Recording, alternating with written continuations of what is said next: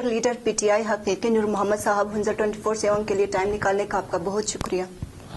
آپ کا بھی بہت شکریہ، آپ نے مجھے موقع دیا آپ کے ساتھ گفت و شنید کرنے کے لیے. جنگ ہو یا کھیل، ہار جیت ایک نہ ایک کی ہوتی ہے. گزشتہ انتخابات میں آپ تمام سروس پر ٹاپ پہ تھے لیکن آپ کامیاب نہیں ہو سکے. آپ کے خیال کے مطابق اس کی کیا وجہ بنی؟ بہت شکریہ آپ کا، بہت اچھا سوال آپ نے پوچھنے کی کوشش کی ہے. آپ نے اس میں کوئی شک نہیں ہے کہ عوام نے اعتماد کیا میرے اوپر، عوام کی ایکسپیکٹیشنز بھی تھی. اس کا جواب میں آپ کو دینے سے پہلے سب سے پہلے میں ان سب عوام کا شکریہ ادا کرنا چاہوں گا جنہوں نے مجھ پہ اعتماد کیا، مجھے ووٹ دیا، اور جنہوں نے ووٹ نہیں بھی دیا میں ان کا بھی مشکور ہوں کہ کم از کم یہ جو مقابلہ تھا، سخت مقابلہ تھا، اس میں دوسرے نمبر پہ آیا ہوں. تو میں سب کلک سے میون تک جو ہنزا کا ایک منطق ہے ان سب کا میں مشکور ہوں. دوسری بات، ہار جیت جیسے کہ آپ نے خود فرمایا، ہار جیت زندگی میں ہوتی رہتی ہے، اور اس میں انسان رسک جب لیتا ہے کسی بھی چیز میں تو رسک لینے میں سیکھتا ہے آدمی. تو اس دفعہ میں نے بہت کچھ سیکھا کیونکہ میرے مقابلے میں بہت سارے کینڈیڈیٹس تھے، اور وننگ کینڈیڈیٹ کے حوالے سے بھی گزارش یہ کروں گا کہ انہوں نے بہت محنت کی تھی اس لیول پہ آنے کے لیے، اور انہوں نے بہت سے اپنے ریسورسز بھی استعمال کیا. اس حوالے سے ان کو موقع ملا. باقی میں دوسرے نمبر پہ آیا ہوں، اور دیکھا جائے تو میں اپنا آپ کو اس ہنزا کا صحیح معنوں میں نمائندہ سمجھتا ہوں. آپ کیا سمجھتے ہیں سر، آپ کیوں ہار گئے؟ کیونکہ تمام سروس پہ آپ ٹاپ پہ تھے. ایگزیکٹلی عوام کا بھی اعتماد تھا، اور لوگ چاہتے بھی تھے کہ ایک سن آف دا سوائل، ایک انڈیجنس لیڈرشپ ہنزا سے آ جائے. چونکہ تقریباً 3-3.5 سال ہنزا میں روڈ پہ بیٹھ کے ہنزا کے ایشوز، عوام کے ایشوز، اداروں میں کیا مشکلات ہے، وہ سارے ایشوز، اور کافی حد تک میں اور میری ٹیم نے مل کے صدر پاکستان تک، اور جو بھی helm of affairs Hunza, Gilgit, Islamabad, Karachi, Hare level تک ہم نے کوشش کی تھی کہ ہنزا کی پراپر صحیح معنوں میں ریپرزنٹیشن کرے. ایک چیز جو میں نے نوٹس لیا تھا وہ یہ کہ جہاں کہیں بھی میری انٹریکشن ہمارے کمیونٹی کے لوگوں سے، ہر طبقہ فکر سے جب میری انٹریکشن ہوتی تھی تو لوگ یہی کہتے تھے کہ کئی سالوں سے ہنزا میں local leadership, indigenous leadership develop نہیں ہو پا رہا. تو کہیں وہ پیراشوٹ کے حوالے سے مثالیں دیتے تھے، کوئی اسلام آباد سے آتے ہیں، کوئی گلگت سے آتے ہیں، کوئی کہیں سے آتے ہیں، اور ڈیسیجنز ہنزا کے قسمت کے حوالے سے یا اسلام آباد میں ڈیسیجنز لیے جاتے ہیں، یا کراچی میں لیے جاتے ہیں، یا پنجاب میں لیے جاتے ہیں. تو لہٰذا یہ ایک چیز لوگوں نے فیل کیا تھا، ہر طبقہ فکر نے فیل کیا تھا. اور اس دفعہ لوگوں کا یہ خیال تھا کہ ان کا اپنا ایک گراس روٹ سے ایک انڈیجنس لیڈرشپ نکلے، اور لوگوں کا بہت اعتماد تھا، اور مجھے بھی یقین تھا. اس لیے یقین تھا کہ ہم 7 کینڈیڈیٹس تھے، اسلام آباد گئے انٹرویو کے لیے. انٹرویو میں آپ سب کی دعاؤں سے میری ٹاپ پوزیشن تھی، فرسٹ پہ میں تھا، اور باقی سیریز میں ہمارے دوسرے صاحبان تھے. تو لہٰذا اس حوالے سے بھی مجھے یقین تھا کہ عوام کے اندر بھی میرے روٹس ہے، عوام کا بھی اعتماد ہے میرے اوپر، اور پھر میرٹ پہ بھی اگر فیصلہ ہو جانا چاہیے تھا. جیسے کہ عمران خان صاحب جو پی ایم بنے، 2-3 چیزوں کا جو سلوگنز تھا ان کا کہ میریٹوکریسی کی بات کی انہوں نے، اور پھر انصاف کی بات کی تھی انہوں نے، اور پھر تیسری بات جو انہوں نے یہ کی تھی کہ جو فار فلنگ ایریاز ہے جیسے کہ ہنزا ہے، گلگت بلتستان ہے، اس کے علاوہ کشمیر ہے، بلوچستان ہے، سندھ ہے، پاکستان میں جہاں کہیں بھی صدرن پنجاب ہے، فار فلنگ ایریاز ہے، وہاں کے لوگوں کو اپرچونٹیز ملنی چاہیے. تو یہ ان کا ایک سلوگن تھا. اس بیس پہ کم از کم میں پر امید تھا کہ لوگوں کی طرف سے بھی امید ہے اور پھر پارٹی کے حوالے سے بھی میرٹ کی بات ہوگی، لیکن آخر میں وہ میرٹ کی بات نہیں ہوئی اور اس میں بہت سارے ایلیمنٹس تھے جنہوں نے کام کیا مجھے ہرانے کے لیے، اور ایک ایسا پاور، ایسا شخص جو حنزہ والے پریشان تھے، اسی کو ہی دوبارہ ریپیٹ کیا گیا۔ اور اب اگر سوچا جائے تو ریپریزنٹیشن حنزہ کی نہیں ہے، سوچا جائے تو انڈیجنس لیڈرشپ نہیں ہے، سوچا جائے تو گراس روٹس پہ جو لیڈرشپ سے حنزہ کے عوام کو محروم رکھا گیا ہے۔ تو لہٰذا یہ بہت سارے فورسز، بہت سارے بیک پہ گورنمنٹ کی طرف سے بھی اور بہت سارے دوسرے فورسز نے بھی اپنا جو طریقہ کار تھا، اپنی جو ریسورسز تھی، وہ انہوں نے میرے خلاف استعمال کیا اور پھر مجھے ہرانے میں جو فورسز تھے وہ سارے کامیاب ہو گئے۔ اوکے سر، تو آپ انٹرویو میں بھی ٹاپ پہ تھے لیکن پھر بھی آپ ہار گئے، اس میں گورنمنٹ کو ذمہ دار ٹھہراتے ہیں آپ اس میں؟ ایگزیکٹلی، گورنمنٹ جو فیڈرل گورنمنٹ ہے، فیڈرل گورنمنٹ میں اس کو بھی ذمہ دار ٹھہراتا ہوں، اور گلگت بلتستان کی جو گورنمنٹ ہے، میں چونکہ گلگت بلتستان کی گورنمنٹ اٹ سیلف اپنی کوئی سے نہیں ہوتی ہے، شروع سے دیکھا جائے تو ایک سائیکالوجی بنا ہوا لوگوں کے ذہن میں کہ یہ جو سینٹر میں حکومت ہوگی وہی آدمی گلگت بلتستان میں خواہ جیسے بھی ہو، کوئی جس طرح کا بھی ان کا کیپیبلٹیز ہو، کیپیسٹیز ہو، لوگ یہ سمجھتے ہیں، لوگوں نے اپنا ایک سائیکالوجی بنایا ہے کہ جو فیڈرل میں حکومت ہوگی ان کا نمائندہ کوئی بھی آئے وہ الیکٹ ہوگا۔ حالانکہ یہ چیز ہم ختم کرنا چاہتے تھے، بلکہ ہم نے یہ سوچنا ہے کہ جو کیپیبل ہے، جو میرٹ پہ ہے، جس کے اندر علاقے کا دکھ درد ہے اور سن آف دا سوئل ہے، لہذا ان کو موقع ملنا چاہیے۔ یہ ہمارے جو عوام ہے ان کو یہ سوچنا بہت ضروری ہے۔ تو لہذا اس کے باوجود کہ میرا ایکسپیرینس تھا، میں کوالیفائڈ تھا، میں ٹاپ میرٹ پایا تھا، اس کے باوجود بھی گورنمنٹ نے اپنے فل مشینری استعمال کی۔ اب دیکھیں، میں آپ سے عرض کروں، گورنمنٹ جو ministers, federal minister for Gilgit Baltistan خود یہاں تشریف لائیں، اور پی ٹی آئی کا جو سب سے چیف آرگنائزر تھا، جو اسلام آباد میں چیف آرگنائزر ہے، پرائم منسٹر کے ساتھ کسی بھی وقت 1 to 1 ان کا انٹریکشن پاسبل ہے، وہ یہاں تشریف لائیں، اور پوری machinery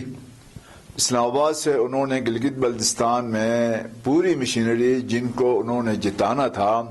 local administration, Gilgit Baltistan کی ایڈمنسٹریشن، اور پھر اس کے علاوہ دوسرے جو سول سوسائٹی آرگنائزیشن جن کا تعلق کسی اور سسٹم سے تھا، ان کو بھی استعمال کیا۔ ان کو بھی استعمال کرنے کے بعد مجھے ہرانے میں ان کا بھرپور استعمال ہوا۔ ایک اور چیز میں آپ سے عرض کرنا چاہوں گا، سب سے بڑا جو مجھے پریشانی ہے وہ گورنمنٹ اگر میرٹ پہ ٹکٹ ہمارے وننگ کینڈیڈیٹ کو دے دیتی تو مجھے کوئی پریشانی نہیں ہوتی میرٹ پہ، اور پھر اس کے علاوہ دوسرے ہاتھ درمیان میں نہیں آتے تو پھر مجھے پریشانی ہوتی۔ اب جو حنزہ کا قسمت کا فیصلہ کراچی سے ہو، کسی پرو ارننگ ادارے سے ہو، جو وہ پرو ارننگ کا جو شخص ہے جس کا نام سلطان علانہ ہے، میں کھل کے کہوں گا، اور اس کے حوالے سے میں نے پورا ڈرافٹ بھی لکھا ہے، لہٰذا ان کی طرف سے ڈائریکٹ پرائم منسٹر کو سفارش آنا کہ وہ کراچی میں بیٹھ کے حنزہ کے عوام کا قسمت کا فیصلہ کرنے کے لیے وہ مجاز نہیں تھا، نہ وہ مجاز ہے، نہ کسی بھی اس طرح کے جو پرسنالٹیز ہے جن کا ڈائریکٹ تعلق ون وے اور دی ادر پرائم منسٹر سے ہے یا پریزیڈنٹ آف پاکستان سے ہے، ان سے تعلقات پیدا کر کے کسی ایسے نان لوکل شخص، اور پھر جو 150 سال پہلے گلگت میں جا کے وہ سیٹلڈ ہو گئے ہیں، وہ اپنے تعلقات ہر حوالے سے لنک کر کے ہائی اپس کے ساتھ ٹکٹ حاصل کر کے جیتنا، لہٰذا اس سے مجھے افسوس ہے. اگر میں میرٹ پا کے ہارتا تو مجھے کوئی فکر نہیں ہوتا، اور میں ابھی اپنا آپ کو ایک ونر سمجھتا ہوں، کیونکہ بہت ساری فورسز میرے خلاف انہوں نے ہر حربے استعمال کیے، لیکن اس کے باوجود میں عوام کا مشکور ہوں، اللہ تعالیٰ کا شکر گزار ہوں کہ میں نے بھرپور مقابلے کیا ہے. ایک آدمی کا مقابلہ نہیں کیا ہے، بلکہ پورا ایک سسٹم کا میں نے مقابلے کیا ہے، اور وہ عوام کی طاقت سے میں سمجھتا ہوں کہ میں ونر ہوں. تو اگر آپ کو لگتا ہے کہ پی ٹی آئی کی حکومت نے آپ کو زبردستی ہرایا ہے تو آپ پھر بھی اسی پارٹی سے منسلک ہے، آپ نے اس کو خیرباد کیوں نہیں کیا؟ ہاں، بہت اچھا سوال ہے. ہم پارٹی سے کسی بھی حوالے سے نہ منسلک ہے نہ منسلک نہیں ہے. کچھ سناریو اس طرح سے ہے، جی سر. کیونکہ یہ پارٹی جو ہے، پارٹی ایک نیشنل لیول کی پارٹی ہے، اور اس میں پارٹی کے اندر جن لوگوں نے یہ حربے استعمال کیے ہیں، جس کی وجہ سے پارٹی کی آئین، پارٹی کی مینیفیسٹو جو عمران خان صاحب نے ڈیولپ کیا تھا، جس کی وجہ سے یہ سب لوگ پاور میں آئے تھے، اس مینیفیسٹو کی وجہ سے غریبوں کو آگے لے کے آیا جائے گا، انصاف کا بول بالا ہوگا، میرٹ کی باتیں ہوں گی. یہ ساری چیزیں جو لوگ چاہتے تھے، جو 22 کروڑ عوام کی یہ خواہش تھی، انکلوڈنگ گلگت بلتستان، تو لہٰذا اس خواہش کو پورا کرنے میں عمران خان کی جو ٹیم ہے وہ فلفل،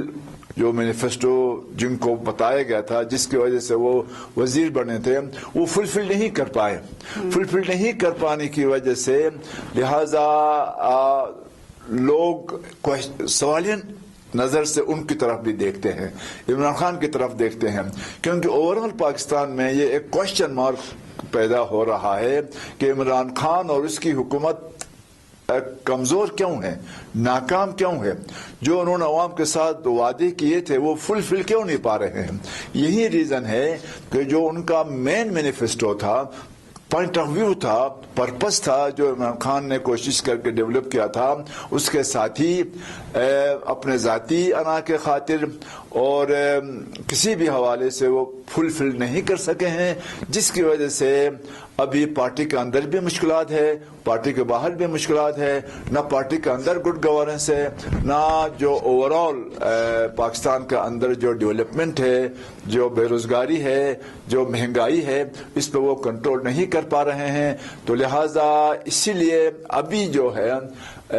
ہمارے کانٹیکسٹ میں، میرے کانٹیکسٹ میں جو میرے ساتھ ٹیم ہے، وہ تقریباً 99% ہنزا میں خصوصاً 99% پی ٹی آئی کے کارکن، فاؤنڈرز ہم کہیں گے، جنہوں نے اس پی ٹی آئی کو ہنزا میں اسٹیبلش کروایا، اس مقام تک لایا، اور پھر وہ سارے ہمارے ساتھ ہیں. کیونکہ وہ اس لیے پی ٹی آئی میں آئے تھے کہ جو ایک مینیفیسٹو بنا تھا عوام کو فائدہ دینے کے لیے، اور ویسے بھی ہنزا کے لوگ سیاسی طور پہ ہمیں کافی پیچھے دھکیلا گیا ہے بہت سارے حوالوں سے، پراپر لیڈرشپ نہیں آئی ہے، اور پھر ہنزا کے بارے میں لوگوں کا عجیب و غریب خیالات ہے. ہمیں جابس نہیں دیے جا رہے ہیں، ہمیں ڈیولپمنٹ کے لیے اپرچونیٹیز کم ہے، فنڈنگ کے ایشوز ہے، اور یہ بہت سارے ایشوز ہیں جن کی وجہ سے یہاں جو انسرٹنٹی تھی، اس انسرٹنٹی کو کم کرنے کے لیے لوگوں نے میرے اوپر ایک اعتماد کیا تھا، اور اس اعتماد کو جو ہمارا ہائی اپ سے، جو ہیلم آف افیئرز ہے، جو اسلام آباد میں بیٹھے ہیں، پارٹی کے اندر بیٹھے ہیں، اور پھر گلگت میں بیٹھے ہیں بہت سارے لوگ، ہمارے اور بھی جو فورسز ہے، جن کی وجہ سے مجھے جو ہے موقع نہیں ملا. لیکن مجھے کوئی فکر نہیں ہے، میں عوام کے لیے، لوگوں کے لیے جنہوں نے مجھ پہ اعتماد کیا ہے، جنہوں نے نہیں بھی کیا ہے، میں ان کے لیے بیٹھ کے جو بھی مجھ سے ہوگا، اپنے ریسورسز، گورنمنٹ کی resources, political forces, personal terms کو استعمال کر کے میں ہنزا کے عوام کے لیے بھرپور کام کرنے کی میں پوری کوشش کروں گا. تو سر، آپ کو پی ٹی آئی کی حکومت سے اتنی شکایتیں ہیں، تو آپ پھر بھی اسی پارٹی کے ساتھ منسلک ہے، اور آپ کے جو حامی ہیں وہ بھی اسی میں اب تک منسلک ہے، آپ نے اس کو خیرباد کر کے کسی اور پارٹی میں شمولیت کیوں اختیار نہیں کی؟ بہت اچھا سوال ہے آپ کا. چونکہ جو دوسری پارٹیز ہے ان کا جو پاسٹ ہے وہ کوئی ڈکی چھپی نہیں ہے. چونکہ ابھی جتنے بھی اب اس پارٹی کے ساتھ فی الحال منسلک رہنے کا ایک ہی وجہ میں گزارش کرنا چاہوں گا ابھی بھی یہ ہے کہ کم از کم دوسرے پارٹیوں کے مقابلے میں فی الحال یہ نیا ہے, اور عمران خان کوشش کر رہے ہیں کہ دوبارہ ری آرگنائز کریں, اور پھر جو ان کا فنڈامنٹل جو آبجیکٹو تھا لوگوں کو انصاف دلانے کا, میرٹ پہ آگے لے کے جانے کا, پاکستان کو سٹیبلائز کرنے کا, اکانومکلی انٹرنیشنل لیول پہ پاکستان کا ایک نام پیدا ہو, تو اس کے لیے وہ ابھی بھی کوشش کر رہے ہیں, اس کی ٹیم پوری کوشش کر رہی ہے. تو فی الحال چونکہ ہم اس لیے ساتھ ابھی ہیں کہ ہم دیکھ رہے ہیں کہ کیا صورتحال آگے پیدا ہوتا ہے, چونکہ جیسے کہ آپ نے فرمایا دوسرے پارٹیز کی طرف سے بھی آفرز ہیں, جو مین پارٹیاں ہیں اس میں وہ سارے ہمارے دوست ہیں, جیسے کہ PPP ہے, نون ہے, مین تو یہ دو بڑی پارٹیاں ہیں. تو لہٰذا ان کے اندر بھی جو لوگ ہیں, لیڈرز ہیں لوکلی گلگت بلتستان کے حوالے سے, ان کے ساتھ ہماری دوستی ہے, تعلقات ہے, ان کی طرف سے بھی آفرز ہیں. تو پھر دیکھنا پڑے گا کہ اب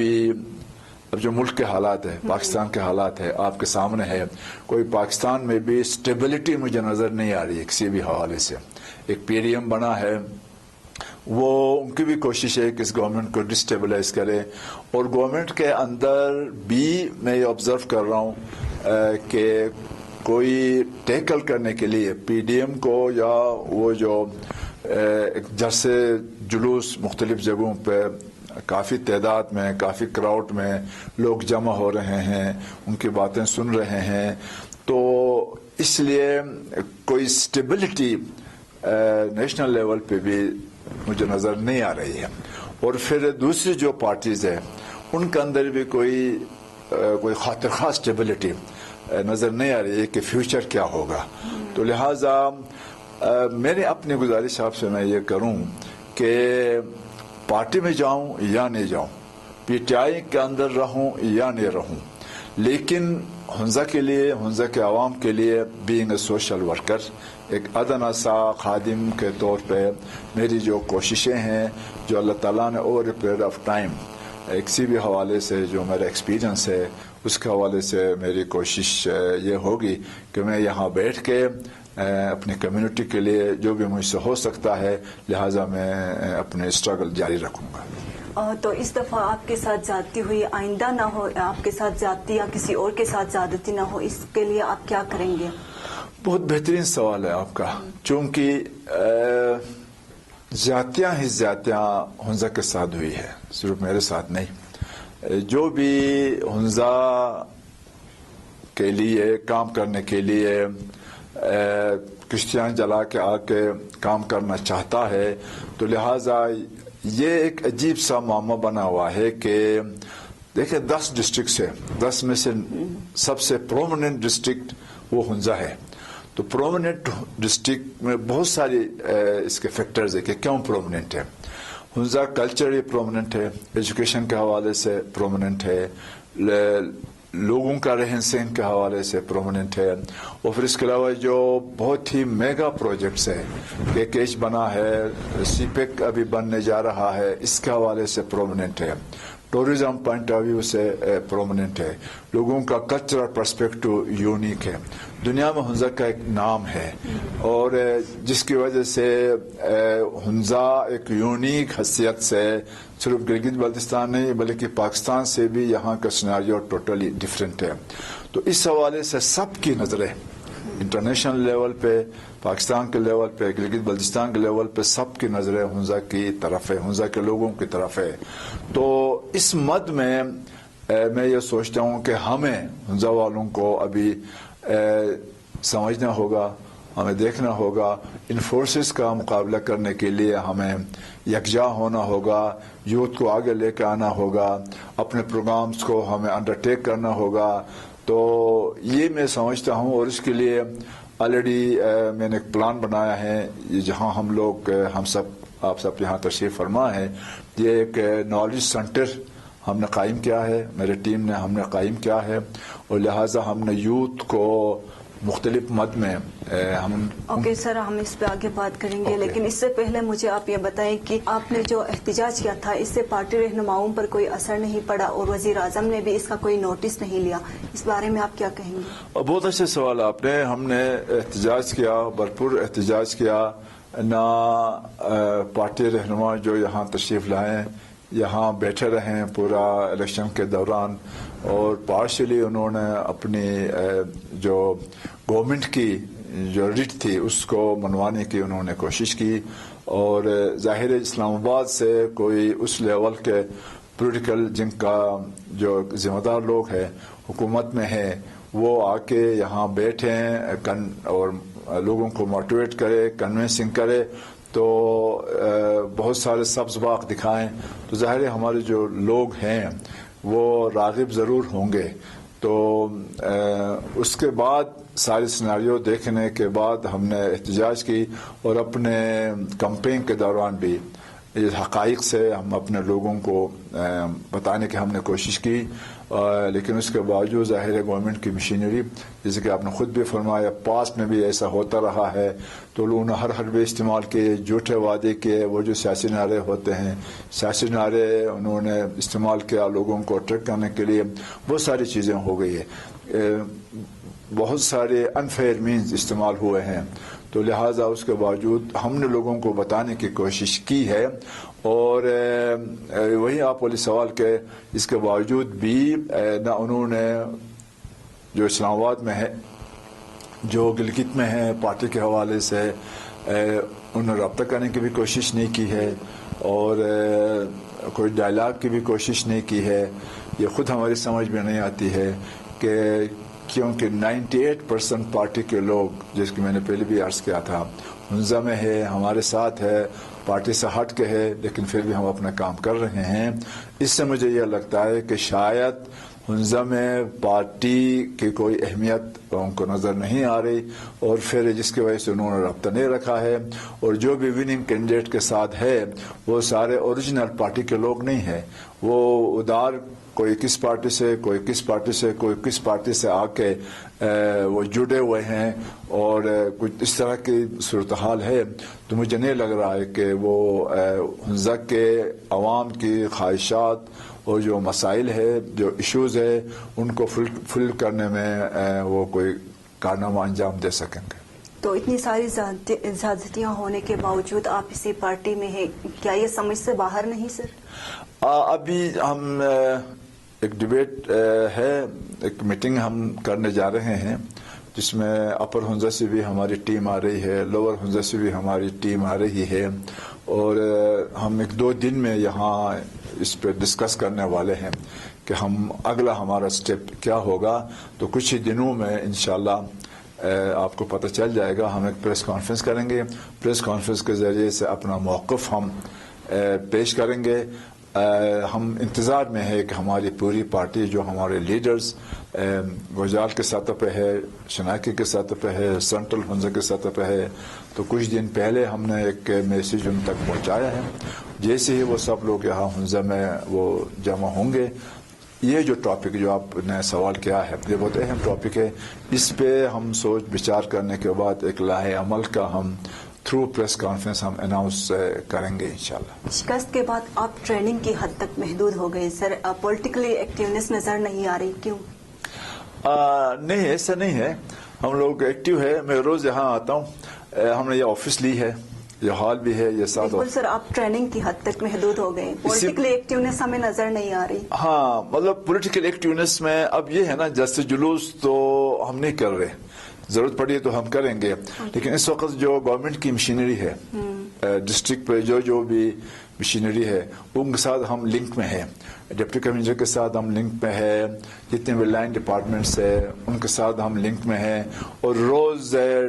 ڈیلیگیشن لے کے ہم عوام کے جو بھی مسائل ہے وہ ہم لیتے ہیں، اپلیکیشنز بھی ان سے لیتے ہیں. اسی ہال کے اندر ہم ان سے ان کے جو پوائنٹ آف ویو ہے, جو مشکلات ہے, وہ ہم ان سے ریسیو کرتے ہیں اپلیکیشن کی شکل میں. پھر ان سے اپلیکیشنز لے کے ان کے ایشوز کو سمجھنے کے بعد کہاں پر وہ فال کرتا ہے, کس سے جا کر ہم نے ملنا ہے, کہاں ہم نے بات کرنی ہے. تو لہٰذا وہ ڈے ون سے ہم لگے ہیں. یہ ملٹی پرپز آفس ہے. یہاں پر نوجوانوں کی کیپیسٹی بلڈنگ بھی ہوتی ہے, اور جو بھی ہمارے حضرات ہیں, ہمارے عوام ہے, ان کو جو بھی مشکلات ہے, لہٰذا وہ اپلیکیشن لے کے یہاں پہ آتے ہیں, خواہ وہ انڈیویجول کیپیسٹی میں ہو, خواہ وہ گاؤں کے لیول پہ ہو, خواہ وہ کسی بھی حوالے سے ہو. ہم اپلیکیشن لینے کے بعد ان سے پوچھنے کے بعد لہٰذا ہم متعلقہ جو آفیسر ہیں ان کے پاس ہم جاتے ہیں, ان سے ڈسکس کرتے ہیں. ڈسکس کرنے کے بعد اور رزلٹ ہم ان کو بتاتے ہیں کہ یہ رزلٹ ہوا, یہ ڈسکشن ہو گئی. ابھی بھی میری کوئی ایک گھنٹہ پوری ڈپٹی کمشنر کے ساتھ میری میٹنگ ہوئی, جس میں امپلائمنٹ کا ایشوز تھا. آباد میں ڈرنکنگ واٹر نہیں ہے, اس کا ایشو ہے. 380 لوگ تقریباً جتنے بھی لائن ڈپارٹمنٹس ہیں, لائن ڈپارٹمنٹس کے اندر 380 پوزیشنیں ویکنٹ ہے, اپرووڈ پوزیشنیں ویکنٹ ہے. لہٰذا اس کے حوالے سے بھی ہم ڈسکس کر رہے ہیں مختلف اداروں کے ساتھ, اور پھر کیا ریزن ہے, کیوں نہیں ہو رہا ہے. ابھی ایک آپ کو مثال دے دوں گا. B&R میں 55 پوزیشنیں تھیں, اناؤنسمنٹ ہوا, اپلیکیشنز لیے گئے, اور پھر پچھلے مہینے کی 7 تاریخ سے انٹرویوز بھی ہونے والے تھے. لہٰذا میری آفس سے ڈسکشن بھی ہوئی. اس کے بعد پتہ چلا کہ اچانک وہ انٹرویو جو سسٹم تھا, اناؤنسمنٹ ہونے کے بعد کینڈیڈیٹس کو بتایا گیا کہ فی الحال ڈراپ ہو گیا ہے. تو لہٰذا اس طرح کی چیزیں ہو رہی ہے. اب آپ دیکھیں, ایک ہر ڈپارٹمنٹ کے اندر, ہر لائن ڈپارٹمنٹ کے اندر کوئی نہ کوئی مسئلہ ضرور ہے جو رولز کی وائلیشنز ہو رہی ہے. مثال کے طور پر چیف سیکرٹری گلگت بلتستان نے پچھلے سال ایک نوٹیفیکیشن ایشو کیا تھا کہ 1 گریڈ سے لے کر 9 گریڈ تک جو بھی پوزیشنیں ویکنٹ ہوگی, فال ہوں گی, وہ متعلقہ ڈسٹرکٹ سے فل کیے جائیں گے. تو لہٰذا اس طرح کی 380 پوزیشنیں ہیں, ہر 14 مین ڈپارٹمنٹ سے اور اتنے ہی چھوٹے چھوٹے اور ڈپارٹمنٹ سے. لہٰذا ابھی تک اس پہ عمل نہیں ہو پا رہا, تو جس کی وجہ سے ہم کوشش کر رہے ہیں. پہلے بھی کوشش کی تھی, اب بھی ہم کوشش کر رہے ہیں. تو لہٰذا جو آپ کا سوال تھا کہ ہم پولیٹیکلی خاموش نہیں ہیں, بلکہ آپ دیکھیں میں اور میری ٹیم کے لوگ صرف ہم آپ کو یہاں نظر آئیں گے. صبح سویرے میں آتا ہوں, اس آفس میں آتا ہوں, یہاں لوگوں کو پتہ ہے, ہم ان سے اپلیکیشن لیتے ہیں, اور پھر اکارڈنگلی ہم اس اپلیکیشن پہ ڈسکس کرنے کے بعد متعلقہ آفس میں جا کر ہم ڈسکس کرتے ہیں, اور پھر ڈسکس کرنے کے بعد جو رزلٹ ہے وہ متعلقہ جو صاحبان ہیں یا انڈیویجولز یا کمیونٹی, ان کو ہم جو ہے بتاتے ہیں. ایک اور چیز ایڈ کرتے ہوئے میں آپ سے گزارش کروں گا کہ ابھی میں اپنے ایک سپریم فورم بنا رہا ہوں ہر گاؤں کے لیول پہ. التت میں ہم نے ایک سپریم فورم التت بنایا ہے, گنیش میں بنا ہوا ہے. لہٰذا میری کوشش یہ ہے کہ فی الحال پورا ہنزا لیول پہ ہم ایک سپریم فورمز بنوائیں گے. سپریم فورم کا مقصد یہ ہوگا کہ جتنے بھی سول سوسائٹی آرگنائزیشنز ہیں چھوٹے چھوٹے, جیسے کہ LSOز ہے, TMSs ہے, ایجوکیشنل پیرنٹس ٹیچرز ایسوسیشن ہے, اس طرح کے بہت سارے ہیں. لہٰذا ہر گاؤں کے اپنے چھوٹے چھوٹے انسٹیٹیوشنز بنی ہوئی ہیں. لوگ پبلک پرائیویٹ پارٹنرشپ یا سول سوسائٹی آرگنائزیشن کے انڈر میں وہ چلاتے ہیں. ان سب کو یکجا کر کے ایک ایگزیکٹو باڈی, ان کے اوپر ایک فورم بنوانے کے لیے میں کوشش کر رہا ہوں, تاکہ انسٹیٹیوشنز ہنزا کے اندر ہر گاؤں میں انسٹیٹیوشنز قائم ہو. جب انسٹیٹیوشنز قائم ہوں گے تو پھر انڈیویجول اس میں آئیں گے اور جائیں گے. اس کا فائدہ ایک یہ ہوگا کہ انسٹیٹیوشنز ٹو انسٹیٹیوشنز کام ہوگا, انسٹیٹیوشنز ٹو آرگنائزیشنز کام ہوگا. بیوروکریسی کے اندر, دوسرے لائن ڈپارٹمنٹس کے اندر بجائے انڈیویجول ٹو آرگنائزیشنز کام کرے. اگر انسٹیٹیوشنز ٹو آرگنائزیشنز کام ہو تو پھر کام بھی غریب لوگوں تک جو نیڈی ہے ان کا مسئلہ بھی حل ہوگا. پلس دوسری مین چیز یہ ہوگا کچھ انسٹیٹیوشنز کے اندر لیڈرشپ ڈیولپ کرنے کا پروگرام ہے.